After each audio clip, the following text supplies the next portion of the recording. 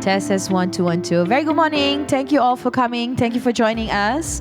All right. So in a matter of few minutes, we'll be starting off our summit today. All right. So for those coming in, we still do have a few more delegates coming in. Please do fill in the middle lane. Okay. All right. Let's all occupy the middle lane seats. All right. The bell is still ringing, just to usher everyone in the hall before we could start our first session today. Alright, so let's see. Pada semua tetamu yang masih berada di kawasan foyer, saya nak minta jasa baik semua tetamu untuk masuk ke dalam dewan dan kita ambil tempat. Kita akan memulakan majlis dalam masa beberapa minit saja lagi. Welcome in. Please join us. Please occupy the middle lane. Thank you very much. Selamat datang. Okey, kita penuhkan ruangan di tengah ya tuan. Yang baru sampai, tetamu-tetamu kita. Welcome once again. I do see familiar faces. I think most of you were here yesterday for day 1 of KLSS. Thank you once again for being here for the last day of our summit. But today we do have a lot of prominent, we have Bloomberg Asia, we have a lot of speakers, moderators, and also young inspiring leaders to be sharing their thoughts, experiences, and we will also open the floor for Q&A session much later, where we will be displaying the QR code for you to submit all your questions. All right, thank you. Sir, may I request for you to be seated in the middle? Thank you so much. All of you are very, very cooperative. I appreciate that. Thank you.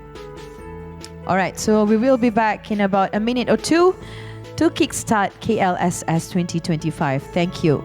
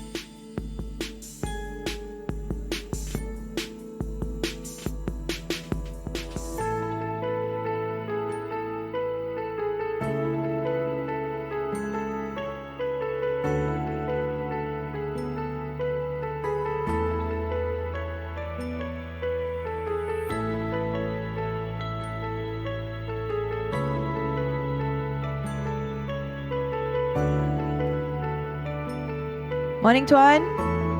Morning.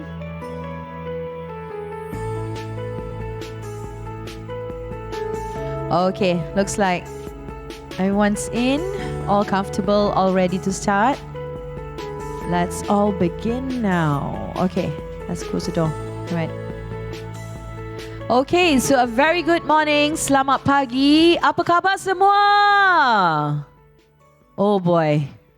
It's either all of you didn't have breakfast or we gotta pump up the energy. Can I hear a louder cheer, please? How is everyone today? My goodness. I think we need to bring in the comedian as early as 9:30. All right, so anyway, can we give yourselves a huge round of applause? Thank you so much. Indeed, a pleasure to have all of you back here. Like I said earlier, I do see familiar faces from day 1 of Kuala Lumpur Sustainability Summit 2025. Welcome back to KLSS Day 2, our final day. And yesterday, if you joined us yesterday, we did have a lot of moments, and we had amazing time sharing, listening to speeches, listening to presentation, and Q&A sessions. It was remarkably a great day of KLSS 2025. So today we shall resume with our second day. However, we have something special for you. So we have prepared a special highlight video featuring all our speakers in action, sharing their passion, ideas and insights that shape meaningful conversation throughout the summit. So are you ready? Can I hear one more time? Are we ready? I think we need more food prepared for them. Okay, so let's take a look at a very special video of KLSS Day 1. Take a look.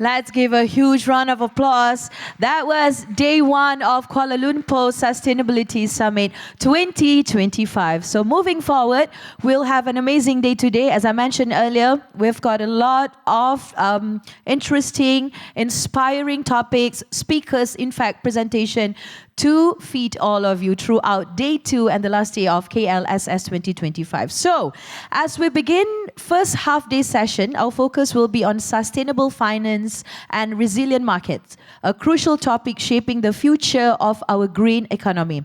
We will explore how sustainable finance and smart regulations can unlock the potential of global south, driving investment, strengthening markets, and supporting policy that balance economic growth with our climate and sustainability goals. Ladies and gentlemen, without further ado, let us begin our first session for today. Our first presenter is an environmental, social, and governance ESG analyst at Bloomberg Intelligence, where he analyzes sustainability trends such as climate change, resource scarcity, and data security, and connects them to financial performance. He also focuses on ESG disclosure and the integration of key sustainability metrics into company analysis. Please put your hands together for Mr. Eric Kane, Global Head of ESG Research, Bloomberg Intelligence. Please welcome on stage, sir.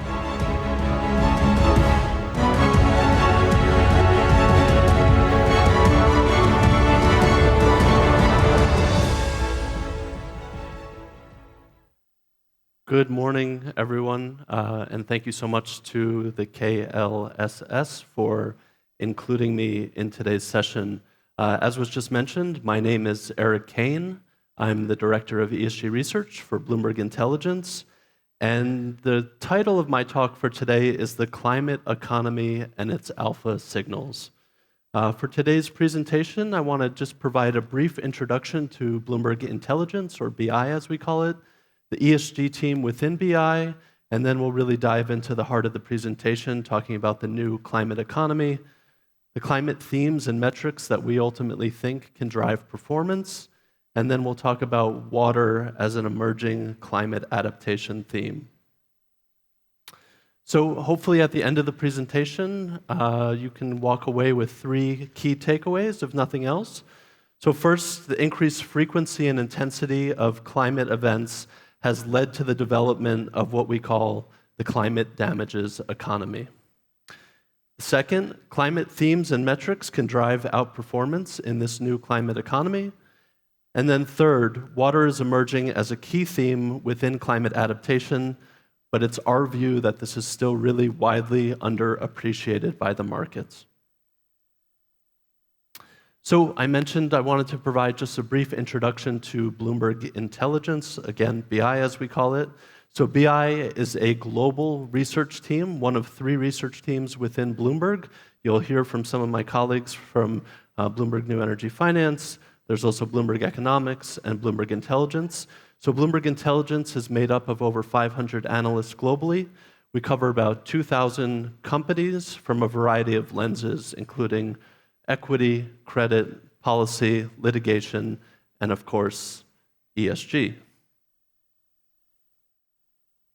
So when we think about the ESG team, our focus is really on financial materiality, helping our clients understand which ESG issues are financially material to which industries, how these issues are ultimately changing competitiveness and fundamentals for companies and industries. Our research is really divided across 6 key product areas. The first is climate and transition, obviously something that we'll go into great depth into today. ESG value drivers, sustainable finance, governance and activism, primers, and scores. For those on the Bloomberg terminal, which is hopefully everyone here in the room, all of our research can be found on the terminal by going to BI space ESG Go. You'll see on the left-hand side of the slide here, the dashboard is broken down by research, also our data library. So the research section is really a kind of aggregate of all the research that we publish on a daily basis, and the data library houses some of the proprietary data sets that we've developed, some of which, of course, we'll go through today.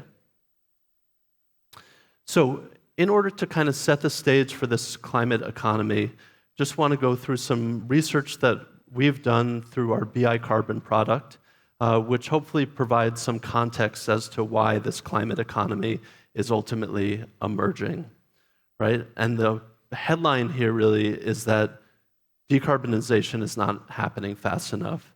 So we developed a product called BI Carbon, where we essentially forecast emissions for the top emitters across the most carbon-intensive industries. So covering about 494 companies in total. This is a global group, and you'll see many of the peer groups that we ultimately cover on the chart on the right-hand side of the slide. So things, of course, like chemicals, power utilities, autos, integrated oils, etc.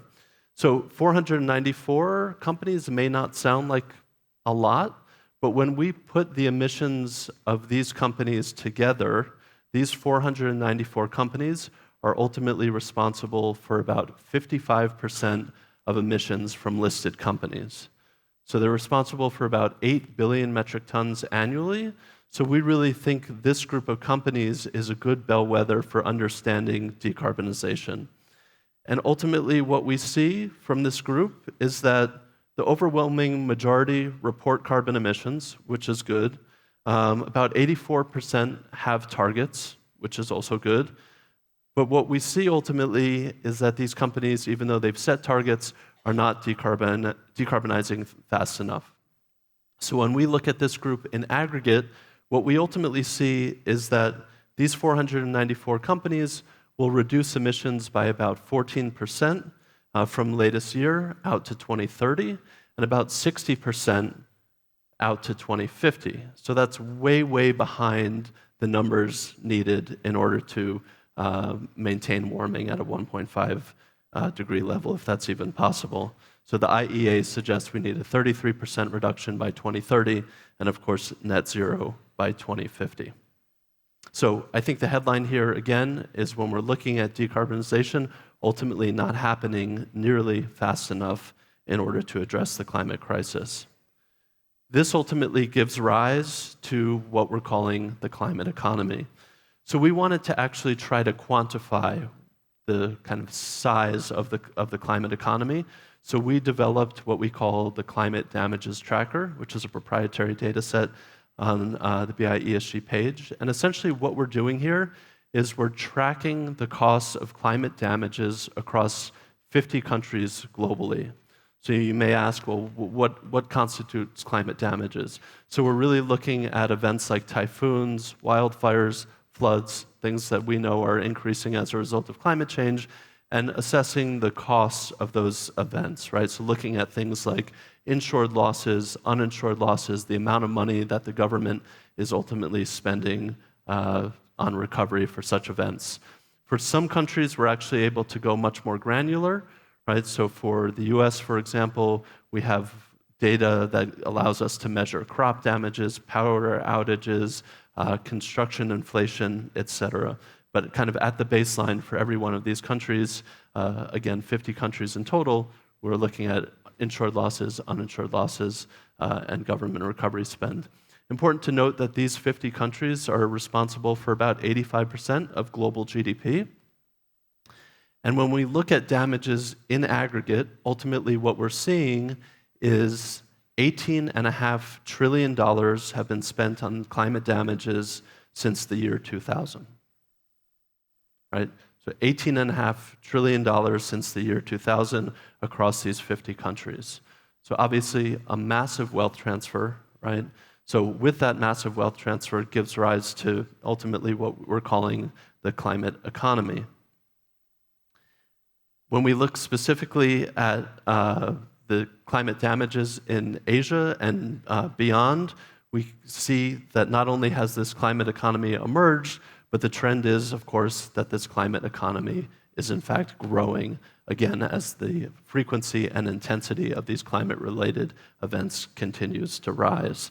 So on this chart, what we've done is just mapped for the countries that we cover in APAC, cumulative damages, again, since the year 2000, and you can see a quite steady increase in those damages. And again, very similar trend when you look at the data set globally.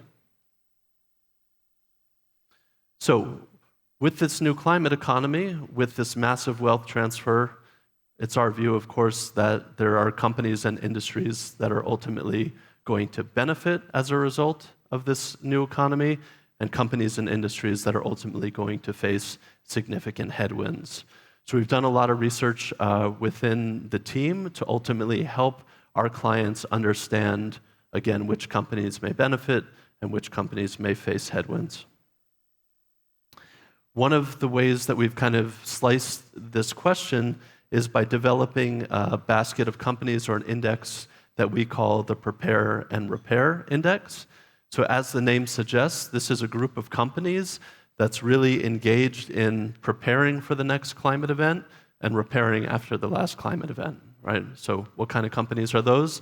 Companies engaged in home construction, engineering and construction, waste management, rental equipment, storage, things like that, right? So we've created this basket, and ultimately what we see over the last several years is that our Prepare and Repair Index, a group of just over 100 companies, has outperformed the S&P 500 by about 7.2% annually over the last 5 years, right?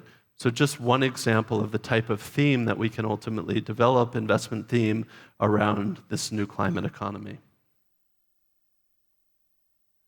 Another example of a group of companies or industries that we ultimately see benefiting substantially from the new climate economy is what we call global cooling, right? So the name is pretty self-explanatory, but ultimately companies that are engaged in air conditioning, as of course we know, I think 9 out of the last 10 years have been the warmest on record, right? Setting a record in many of the last couple of years. I don't believe this year's forecasted to be the warmest on record, but last year certainly was. So with increasing warming, of course, we're seeing a growing demand for cooling across the globe. So here on this chart, we're just looking at 4 HVAC companies to kind of demonstrate the potential tailwind that these companies are ultimately facing as a result of the increased need for air conditioning. And what we see is these 4 companies in aggregate are likely to see their revenue grow from about $70 billion annually to nearly $95 billion through the year 2030.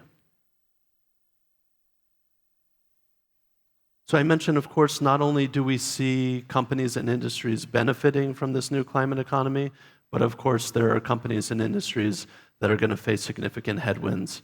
And on this slide, we articulate one of those groups. So here we're looking specifically at consumer discretionary, some research that was done specifically in the US in the wake of Hurricane Harvey, and looking to see ultimately how those impacted by these climate events, in this case Hurricane Harvey, were more likely to keep cash on hand in the months after an event and ultimately shifted spending away from consumer discretionary, right? So again, we see that this trend suggests that, as these events happen, of course, those who are impacted are ultimately less likely to spend their money on discretionary items, as they're ultimately spending money to repair their homes, their cars, etc. So just to put that in a little bit more context, we saw another example of research done in the wake of Hurricane Helene, which hit the US last fall. And ultimately, what we saw in the county that was most impacted by Hurricane Helene, consumer discretionary spending fell 9% annually between October following the storm and the following February. A neighboring county that was less impacted by that hurricane ultimately saw consumer spending rise during that same period to the tune of 3%. Right? So again, a very strong indicator that when these events happen, the folks who were most impacted are ultimately, spending less money on discretionary items. So the last several slides, again, talked about, how we're ultimately seeing some key themes related to the climate economy.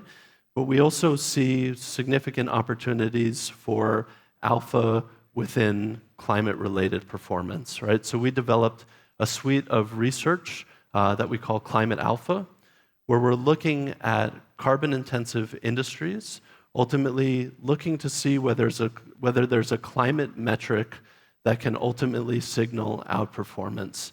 So we've done this research for a variety of carbon-intensive industries, cement, airlines, power generation, etc. On this slide, we're looking at the results of our oil and gas analysis. So ultimately, what we're looking at here is methane efficiency, so measuring methane emissions over barrels of oil equivalent produced, and seeing whether those who ultimately produce oil and gas on a more methane efficient basis are outperforming their more methane intensive peers. So this study looks at about 60 companies and performance over the last 5 years, as is indicated on the slide. And what we see within those 59 companies is those companies, again, who are more methane efficient, are actually outperforming their less methane efficient peers by about 29% in the last year and about 13% annually over the last 5 years, right? So again, a very strong signal that there's opportunity for alpha within climate performance. Just another example of that type of analysis. Here we're looking specifically at steel producers. So this study looks at 63 companies globally and looking again to see which companies are ultimately producing steel on a more carbon efficient basis. And what we see for those who are ultimately producing more carbon efficiently, really through the use of recycled steel, et cetera, they're outperforming their peers by about 9% annually over the last 5 years. So I think the last couple slides hopefully kind of hit on the second point that I wanted to make, which again is that we can really use these climate themes and metrics to drive alpha. For the last section here, I wanted to dive into some of our recent water research, and again, highlight the idea that we ultimately see water as an emerging risk that is really widely underappreciated by the market. So this slide here just represents the World Resources Institute business as usual water stress map. Just to put some additional context around this, we see estimates that suggest freshwater demand will outpace supply by 40% by the year 2030. So for those folks who have been in the ESG space or climate space for a long time, such as myself, we used to think of 2030, of course, as, well, that's something pretty far in the future. We don't maybe have to worry about that quite yet. But as we approach 2026, we, of course, know that 2030 is fast approaching. Just to put some additional context around the importance of water, the World Economic Forum recently conducted its global risk perception survey, and resource scarcity, including water, was the 4th highest concern raised by respondents to that survey. Another kind of alarming statistic that I think is quite topical these days is the amount of water that AI is ultimately expected to consume. Right? So by the year 2027, it's estimated that AI will consume 1.1 to 1.7 trillion gallons of water annually. That's 4 to 6 times the amount that the entire country of Denmark consumes. Right? So as we see growing scarcity, we also see the development of this new industry, if you will, that is coming in and ultimately demanding a significant amount of water. So again, similar idea, with this growing scarcity, with increasing demand, we ultimately see significant opportunities across the economy to identify companies and industries that are going to face significant headwinds as a result of water scarcity, and even those who may face significant tailwinds. So the next couple slides will really focus on that aspect of it. One of the groups that we actually think is likely to face water-related headwinds are banks, right? So we came up with the idea of financed water analysis. Many in the room may be familiar with financed emissions, right? That's gotten a lot of attention in recent years, basically trying to understand how much banks are ultimately financing in carbon-intensive industries, and then assigning those emissions back to the banks, right? And ultimately looking to see what they're financing with respect to their loan book. We took that same kind of idea and applied it to water, right? We wanted to understand this concept of financed water and see whether banks were ultimately lending significantly to water-intensive industries. If so, whether they were recognizing the risks associated with lending to these industries as it pertains to water, and whether or not the companies that were ultimately borrowing money were even disclosing information related to water risk. So what we see on this chart here is global lending to water-intensive industries. So we looked at 60 banks globally, and in 2023, which is the latest year where we have kind of the full suite of data available, we see that these 60 banks lent about $500 billion to water-intensive industries, of course, including oil and gas, chemicals, agriculture, packaged food, power generation, etc. The chart on the right-hand side indicates total lending versus the amount of that lending that went to borrowers who ultimately disclose water stress, right? And you see for every industry, there's a significant gap, again, between the lending and the amount that went to companies that are reporting this information. So in our view, a very strong signal that although these banks are ultimately lending to these industries, companies within these industries, they may not be fully appreciating the rising water risk associated with these companies and their operations.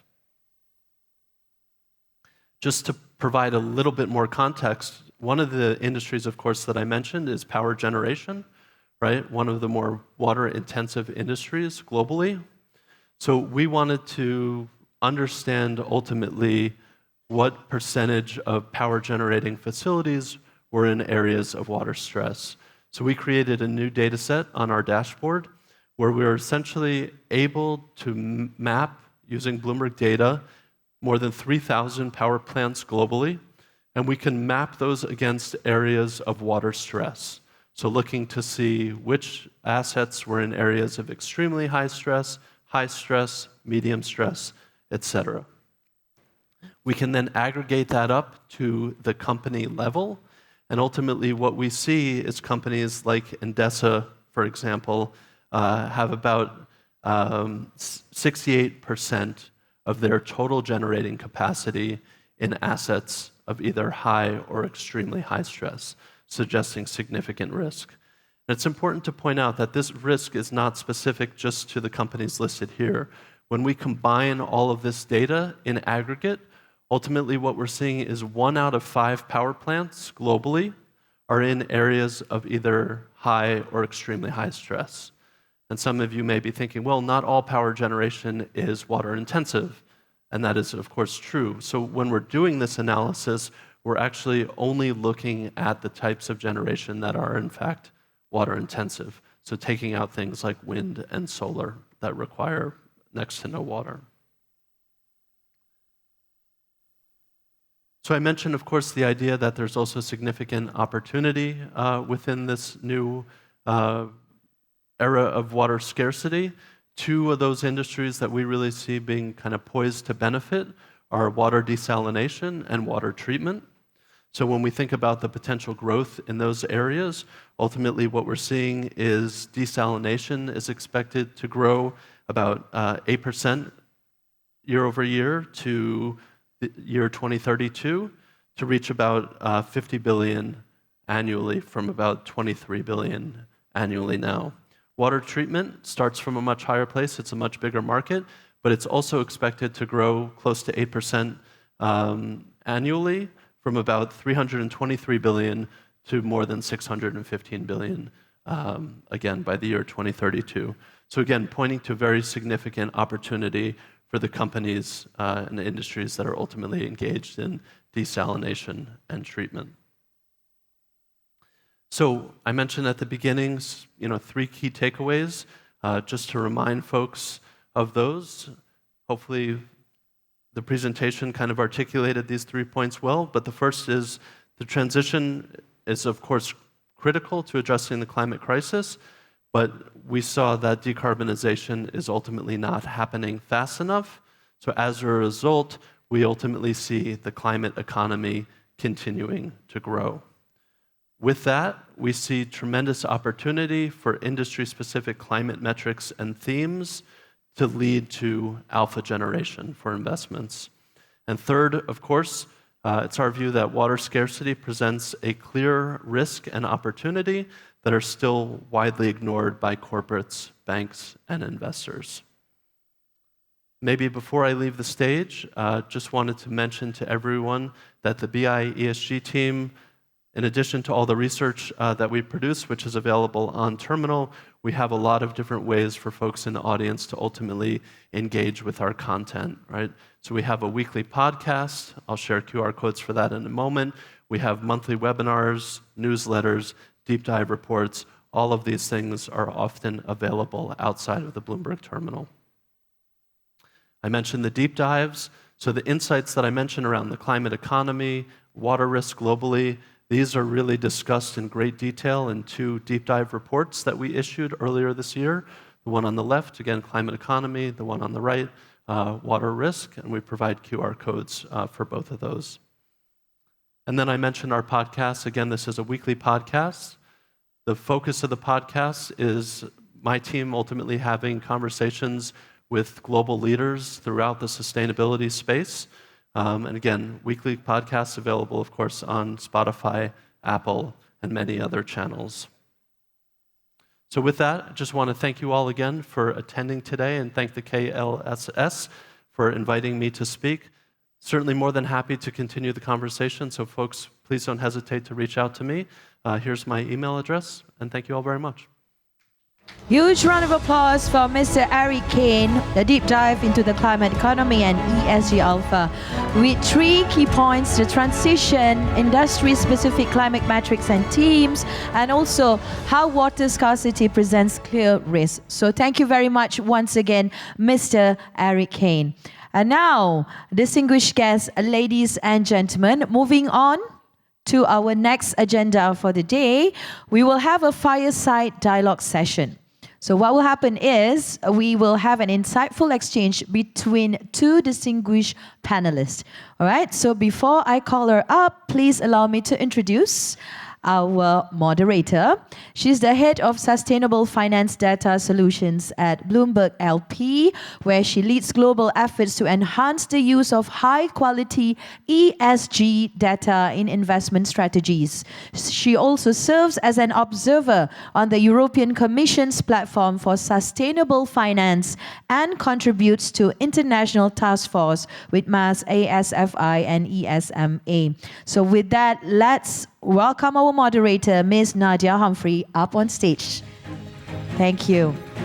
And now, allow me to welcome our panelists for this session. So, like I mentioned earlier, it's going to be a two discussion between our moderator and one of our panelists. And now, he is the Acting Group Chief Executive Officer of the Malaysian Green Technology and Climate Change Corporation, MGTC, with extensive experience in sustainability, corporate strategy, and green technology development. He has been instrumental in advancing Malaysia's transition towards a low-carbon and circular economy. With that, put your hands together for Mr. Saiful Adib Abdul Munaf up on stage.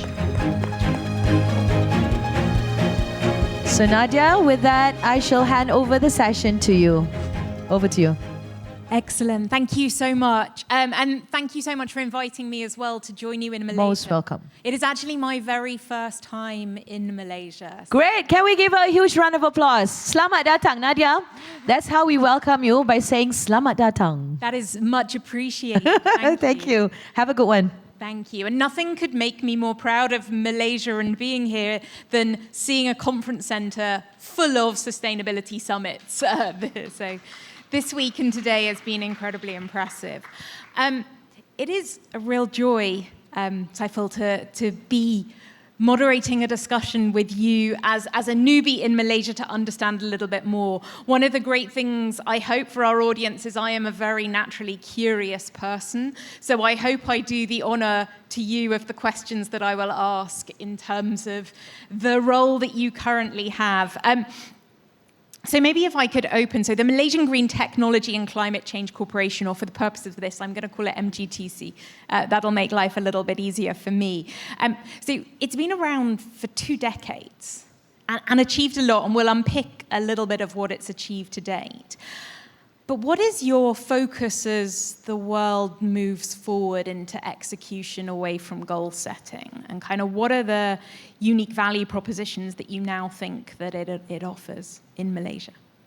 Sure. Assalamualaikum and very good morning to everyone, and welcome to Malaysia. I hope your experience today or this week here in Malaysia will bring you back many more times, right? So maybe I can just give a brief summary of who MGTC is, or how who we were and how we provide value to the government and to the stakeholders, right? So we started off as the National Energy Centre, right? That was back in 1998, right? So back then the focus was on energy efficiency and renewable energy, trying to get those 2 main components off the ground, right? So MGTC has always been the agency to translate between the policies that the government has into action on the ground, right? So we work out various programs, training modules, carry out pilot projects to demonstrate, right? To be at the forefront, to actually see what works, what doesn't work, right? And then we feed that information back to the government so that they can either strengthen the policies or introduce new initiatives, right? So that was in 1998. In 2010, that scope further expanded to cover energy, water, waste, mobility, building, and manufacturing, right? So we look at it as Malaysia further expanded or matured in its sustainability journey. The requirement or the need to have sustainability across all the different sectors also grew, right? And therefore, the role of MGTC also grew together with that, right? In 2021, 2022, when climate change became more prominent, right? Yeah. So our role was further expanded. That's where our name had changed as well to add the climate change component, right? So it's not only looking at green technology, but the application of green technology in achieving that end goal of climate change, right? So, of course, the government and ministry has its big targets, net zero by 2050. We want to achieve our NDC 45% emissions intensity reduction by 2030, right?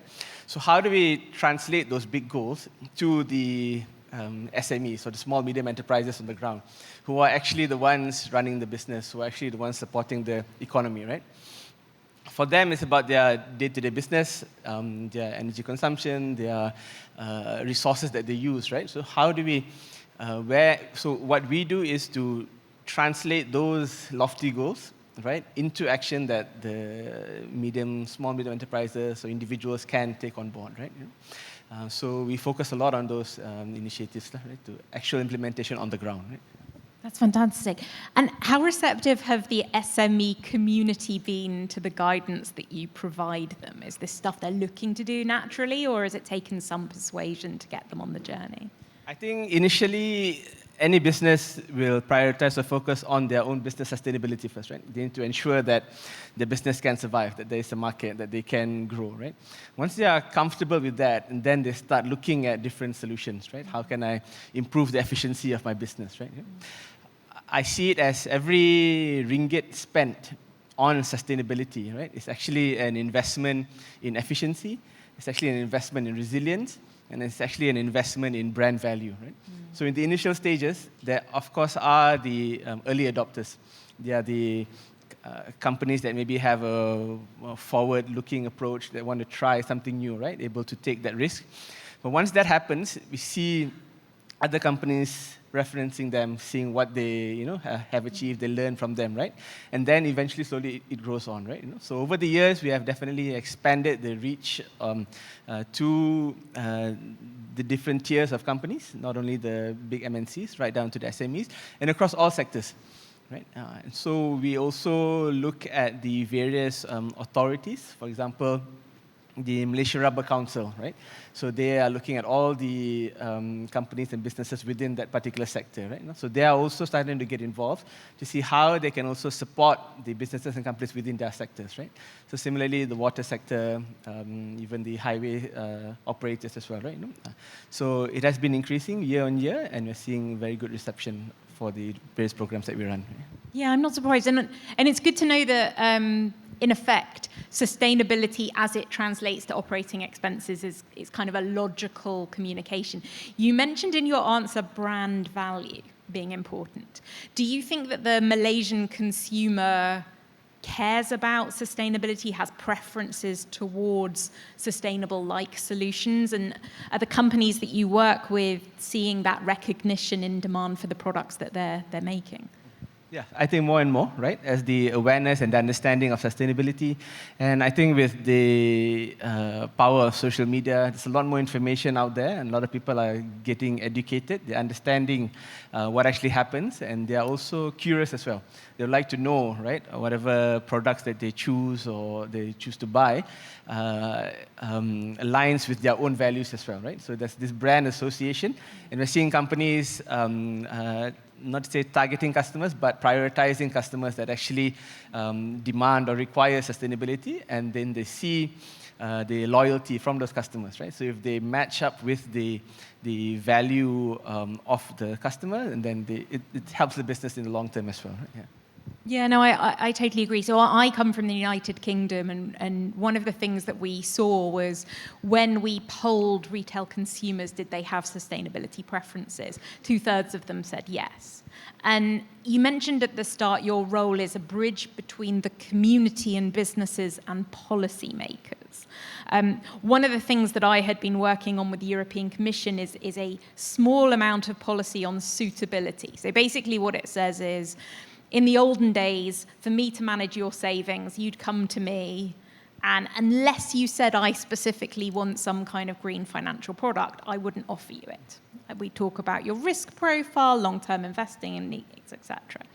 One policy change was, I now have to ask you the question, do you have sustainability preferences? So you need to elect yes or no. And that's really mobilized capital.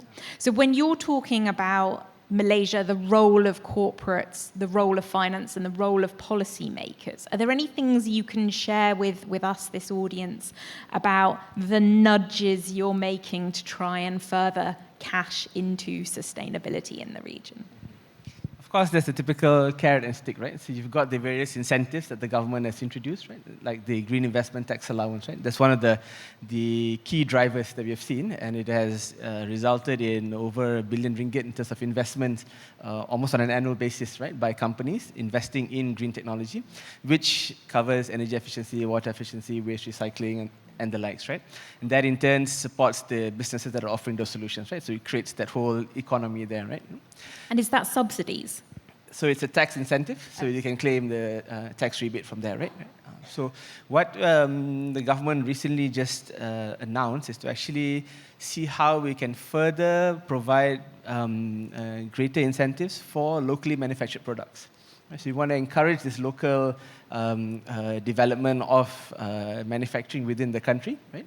Because that will naturally create jobs, grow the economy at the local area as well, right?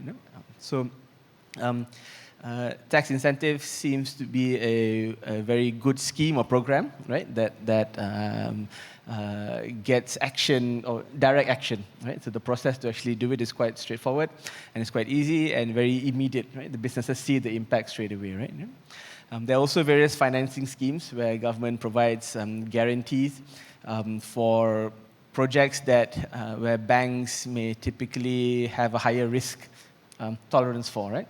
So with the government guarantee supporting those projects, so it allows the financial institutions to open up, right? To be more, to take more risk, right? To allow these new technologies to come in before they actually take shape, right? So so far, these are the two main key programs that has really driven a lot of the initiatives and actions that have happened. Yeah, no, that sounds very positive and progressive. I think blended finance is something you hear a lot globally to try and unlock the risk of early stage investment in these things. There were a couple of terms that came up in some of the briefing notes, and I'd love you to maybe expand upon them. The first is National Energy Transition Roadmap.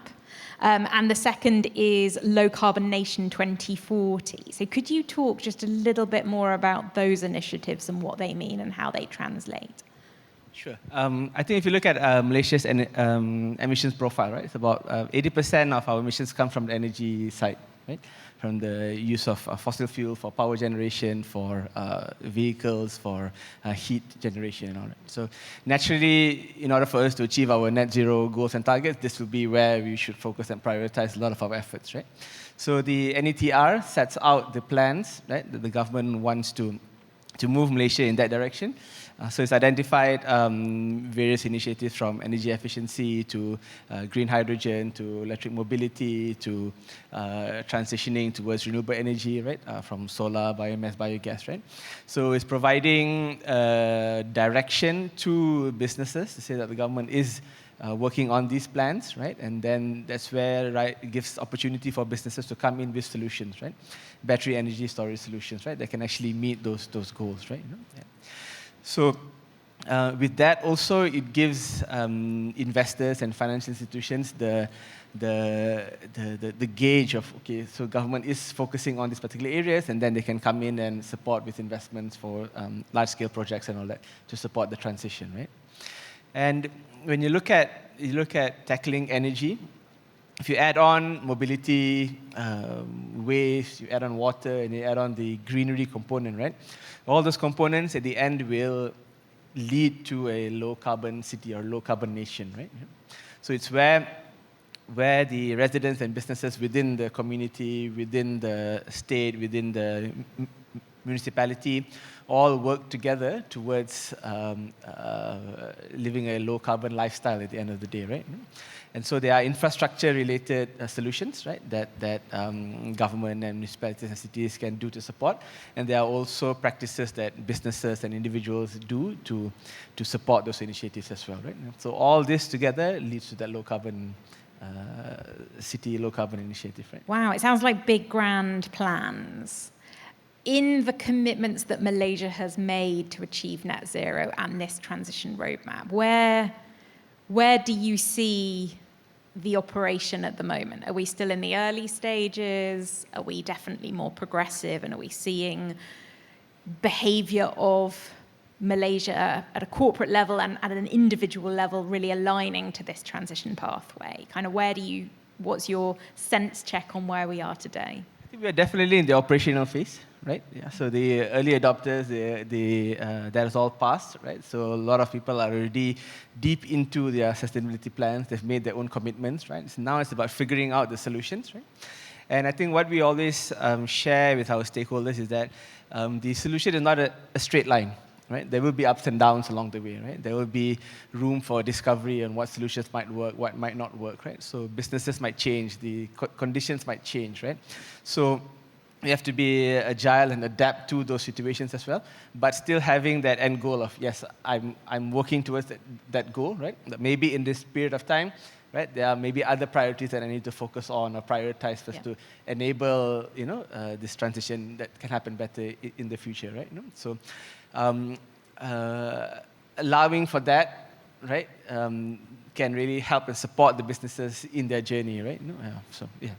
And so you talked a little around the concept of piloting, having ideas and incubating those ideas before we scale them up. Can you talk a little bit about kind of the role you play in facilitating that and the point at which you choose to take something from pilot stage to something more scalable that we can kind of bring to the Malaysian economy? I think the clearest example is the EV charging infrastructure.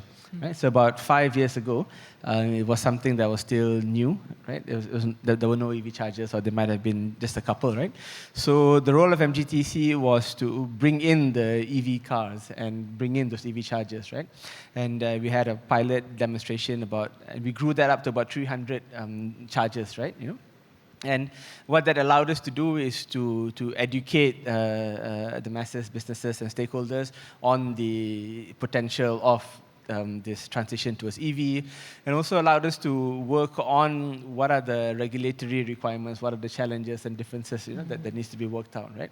So it really it's an example of how a new solution can be implemented within a short space of time, right? And as you can see now, the private sector has already come in and really taken off the EV charging solution. EV cars are, coming in as well, right? So similarly with new solutions and new technologies, right? This model of having this pilot on the ground, testing it, and really demonstrating and showing it, right? That helps to accelerate the implementation, I think, yeah. Do you have any pilots in the works right now that you're excited about?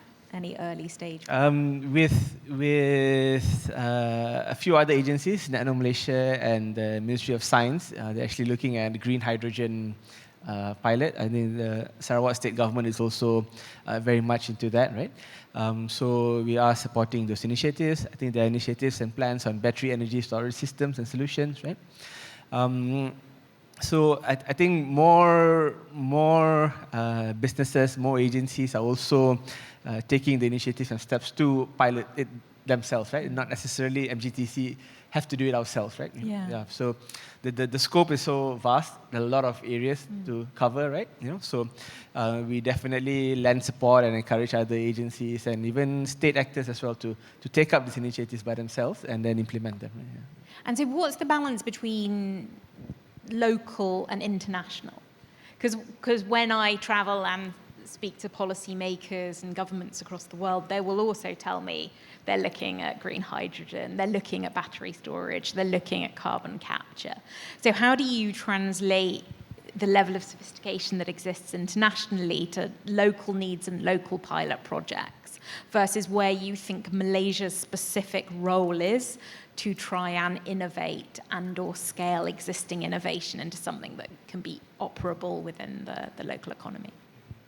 I think typically if you want to accelerate the adoption of that technology, right? So that's where you open the doors and you bring in the technology from overseas, right? But what's important is within that initial period is to develop the local talent, right? Local talent, local engineering capacity, right? So this way helps to accelerate or bring the technology, and then from there, universities can come in to innovate, businesses can come in to innovate, right? We can actually test and see the suitability of these technologies with our local climate, with our local environment, the maintenance practices, how things are run here, right? So with EV chargers, for example, and a lot of the E&E manufacturing components, right? It usually starts like that. Technology comes in, and then we start with local manufacturing and assembly, and then we move into the design and other areas as well within the country. Yeah, no, and backing you up, I was just looking at some of my stats, and I saw here that kind of Malaysia's green sector employs just under 500,000 people, and it's expected that figure will double in the next 5 years, which is extraordinary. So it's obviously a kind of growth factor for the local economy. It's good to see it being embraced. I guess a big problem in climate, and one of the things that you touched upon in your very first answer was demonstrating to a business that it is worth doing, that it impacts the bottom line. And there's been various avenues of doing that. People have said that it'll access to capital and cost of capital will reduce if you do good things. Operating expenses will be lower if you're more efficient in your practices, etc. How do you go about selling that vision that climate and action around climate change and decarbonising and adopting transition pathways is a good thing to do, is the right thing to do? What kind of messaging do you find you adopt to companies you speak to? So I think you can have all the messaging and collaterals and information that you actually share with all the different stakeholders, right? But what we see really works and resonates is when the businesses can actually touch and feel and see those initiatives, right? Yeah. And so MGTC's own office, the Green Energy Office, was actually purpose-built as the most energy-efficient office building in Malaysia, right? So within there, we actually demonstrate the solutions, right? And it's not necessarily all the solutions that work, right? There are instances of things that we have done with the building that doesn't quite work, right? Over a longer period of time, right? So we actually share these findings with the companies and the stakeholders, right? One very simple example is the atrium in our office building. We had a solar integrated glass roof, right? Yeah. So in the early days, the first 5 years, everything was very nice. Light was coming through, and we could generate electricity and all that, right? But what happened after that was the seal between the two panels started to degrade, right, with the heat and the rain every time, right? And then it started to leak, right?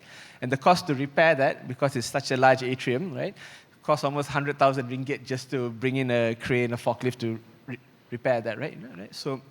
So some of these learnings are what we share with businesses and all that. Of course, it might be nice to see, and it might look wow at that point in time. But when you look at the longer-term operational and maintenance issues and challenges and all that, right? So this is where the efficiency comes into play as well, right? So these are learnings that we actually share. So when they touch and feel and they see, it also gives them confidence that there is an agency basically that they can rely on, to give them the advice, on what works, what doesn't work, and they actually see for themselves, right? Yeah, no, absolutely, and that touches on a good point around resilience more generally. So we talked a little on operational efficiency, circularity.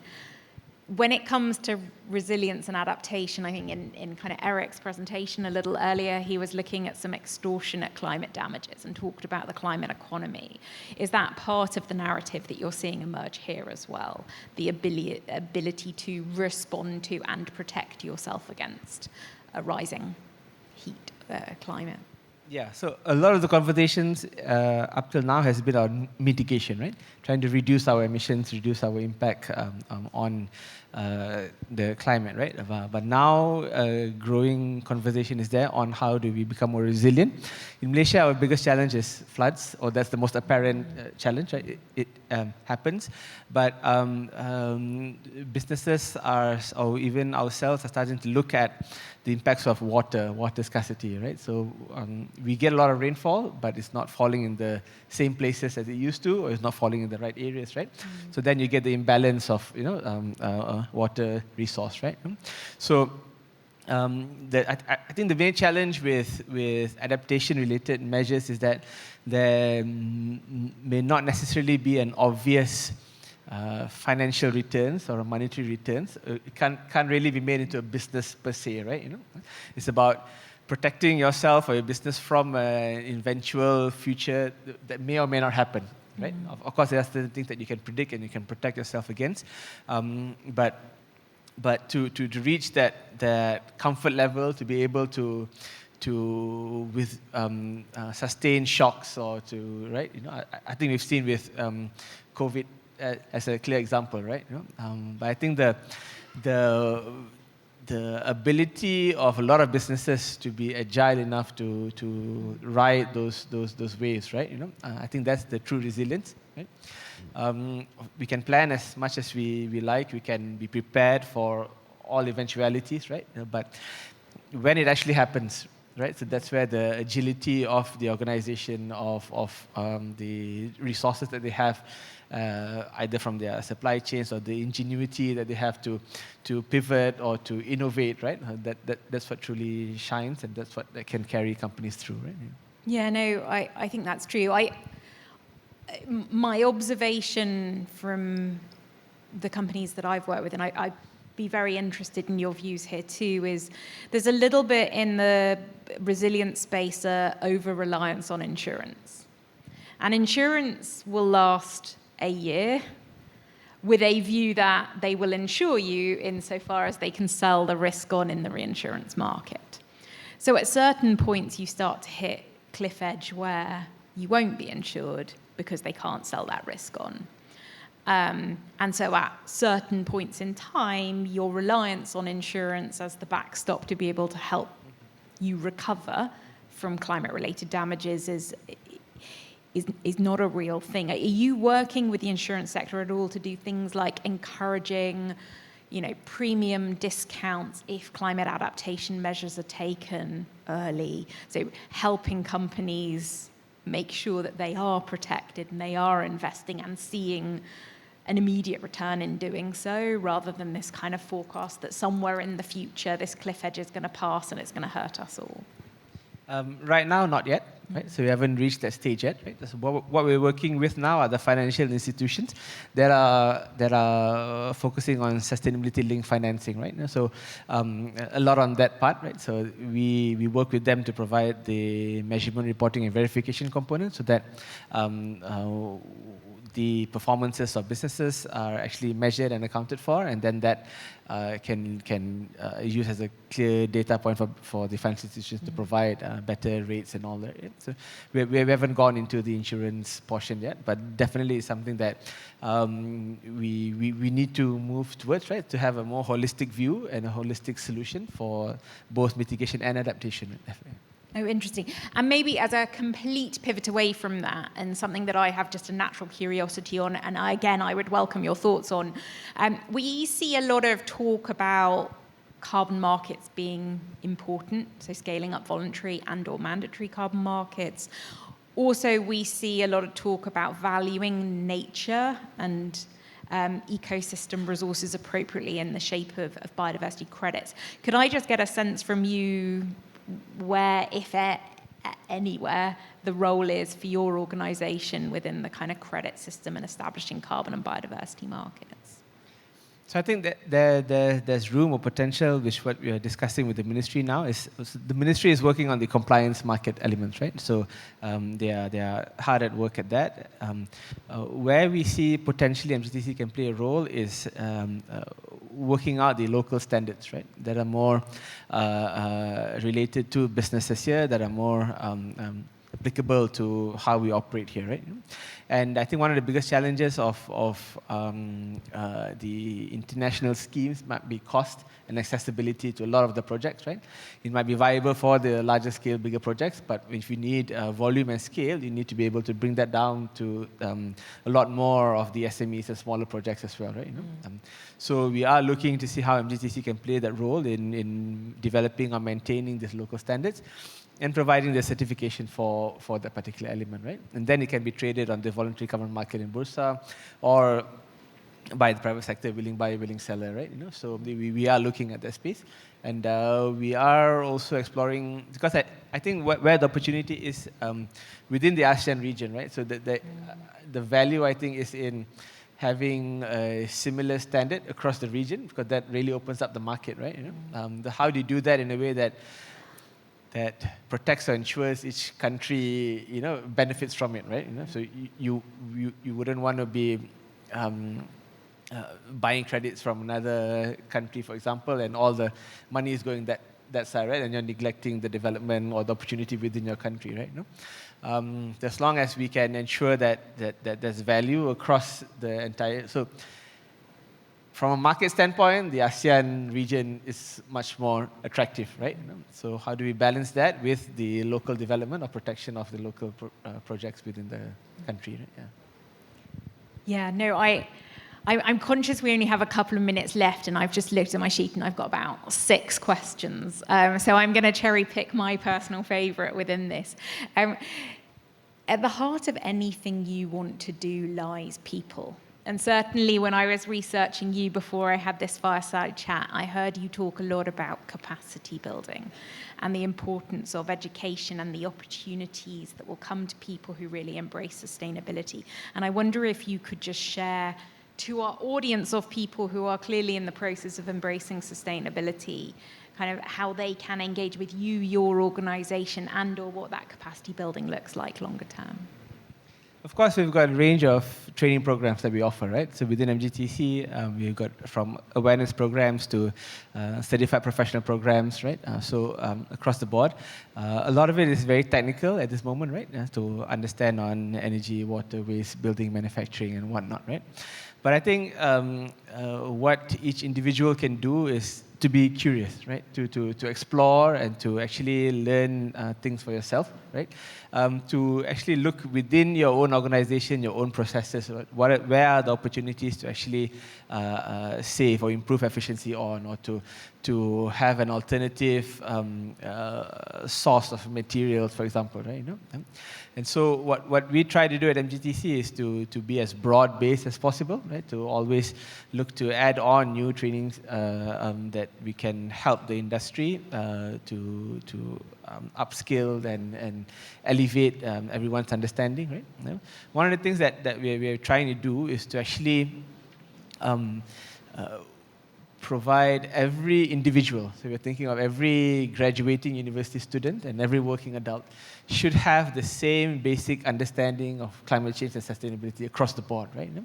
So that when you talk about things like green procurement, we talk about energy efficiency, we talk about sustainable consumption, right? Everybody understands that same basic language, right? You know, and then I believe, or we believe that if people understand better or they know more, naturally they would also start to be more conscious in their, purchases, or they start to ask more questions, right? And then from there, you would get action from there, right?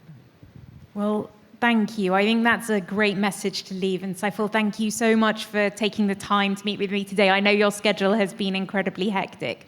So very much appreciated the whirlwind tour and the phenomenal work that MGTC is doing. So thank you for taking time today, and I'll hand back over. All right then, thank you Ms. Nadia, and thank you Mr. Saiful Adib Abdul Munaf. All right, so like Mr. Saiful said, it is a work in progress, and MGTC is constantly trying to make the best out of all opportunities to make Kuala Lumpur a more sustainable nation. Okay, so with that, ladies and gentlemen, another huge round of applause for Ms. Nadia and Mr. Saiful.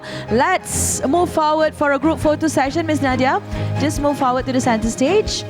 Yeah, all our videographers, cameramen are all in position to take a big smile of yours all the way from UK. Her first time here in Kuala Lumpur. And I do hope you also get to explore some of our local delicacies. Probably try on durian, Ms. Nadia. Durian? Have you? No. Later. Please try on that. Okay. Thank you so much once again to Mr. Saiful and Ms. Nadia for that engaging fire dialogue session. All right, now, distinguished guests, ladies and gentlemen, before we move on to our next agenda, we shall let you sit back, relax, and enjoy our next performance. So as much as we're talking about sustainability, right, we do know that sustainability comes through music as well. Okay, so before I call upon our next performer, let's just call him upon, Abang Farouk. Please come on stage. This Abang, as you can see, okay, let's shine. Let's put the spotlight on Abang Farouk. Abang Farouk, apa khabar? Khabar baik. Okay, Abang Farouk, all look at his attire representing inilah dia budaya Malaysia, bersongkok, berbaju Melayu dan juga bersampin. Alright, so he's ready to perform on the angklung. And the angklung is very much associated for being sustainable because it's made out of bamboo. Kan abang, betul kan? Buluh, made out of a bamboo. And just so that you know, each each one of the sets actually brings in a different kind of sound and melody. And you know how old this angklung is? It's 20 years old. Betul bang? For as long as Abang Farouk has been playing this, 20 years of experience, Abang Farouk. Okay, so the equipment is 20 years old and his experience is much more than that. So let's all enjoy the moment and appreciate the sound of nature, the melody of Farouk's angklung. Dipersilakan.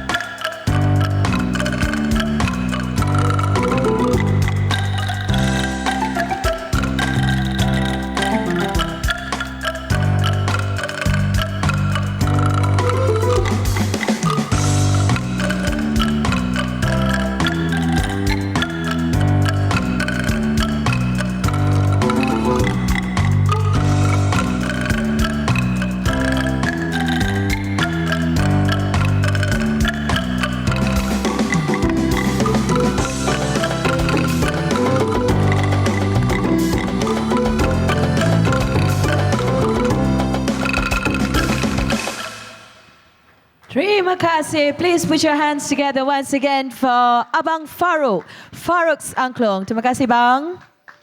Okay, sustainability through music. And this angklung is no joke. He took 20 years to learn the art of playing angklung. Ya bang, 20 tahun. Kita nak tanya abang sikit sebelum kita berehat. 20 tahun pengalaman abang bermain angklung. Betul. Jadi macam mana bang? Nak main ni bukan senang bang, angklung ni. Kena ada skill betul. Tak sesiapa boleh main. Tak semua orang boleh main. Kebanyakan yang main ni yang berada di Johor ada lebih kurang dalam 5-6 orang angklung yang jenis macam ni. Dan di sekolah-sekolah kebanyakannya dia pegang satu angklung, seorang main secara beramai-ramai. Tapi yang ini angklung satu orang main banyak angklung. Itu saja keunikan dia lah. Terima kasih. Terima kasih Abang Farouk. Okay, thank you very much. And now, distinguished guests, ladies and gentlemen, we shall go for a short break. All right, so when we come back, we will continue our session with another range of panelists. And we've got speakers, and we also have inspiring young leaders for the second day of KLSS 2025. So please take a short break. We'll see you back in about 15 to 20 minutes. Thank you very much. See you soon. Bye.